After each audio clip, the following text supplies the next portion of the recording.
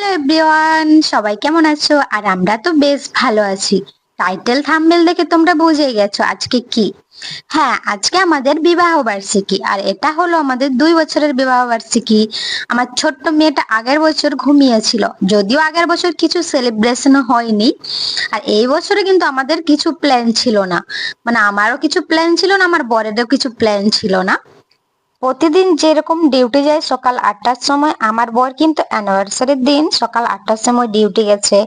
সকালে একবার নাস্তা করতে এসছে, দুপুরে লাঞ্চ করতে, কিন্তু দুজনের তখন কেউ জানতাম না যে কিছু সেলিব্রেশন করব বা কিছু। আমার বর যে শার্টটা পরেছে এটা কিন্তু আমি মিশোতে অর্ডার দিয়েছিলাম।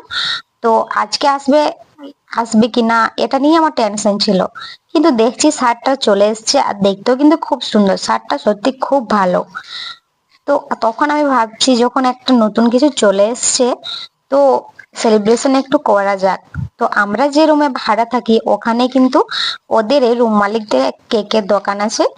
তো আমি ওখান থেকে একটা কেক নিই, ডেকোরেশনের যা যা লাগে এই ছোট্ট করে, তো এগুলো নিয়ে আসি, আমি নিজের হাতে করি।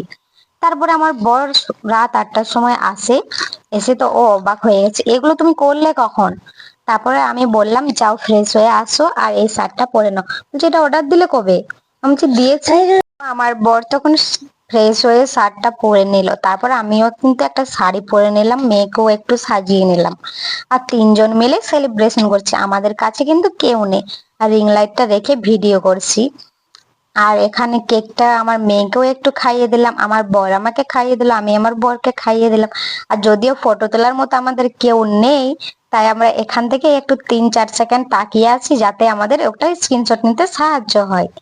আর সত্যি কথা বলতে একা একা সেলিব্রেশন করছি, মেয়ে নিয়ে তো আনন্দই লাগছে।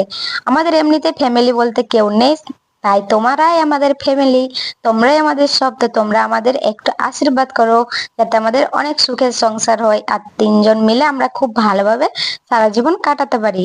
তো আমাদের বিবাহ বার্ষিকীর ব্লগটা কেমন লাগলো অবশ্যই কমেন্টে জানাতে ভুলো না। Bye bye.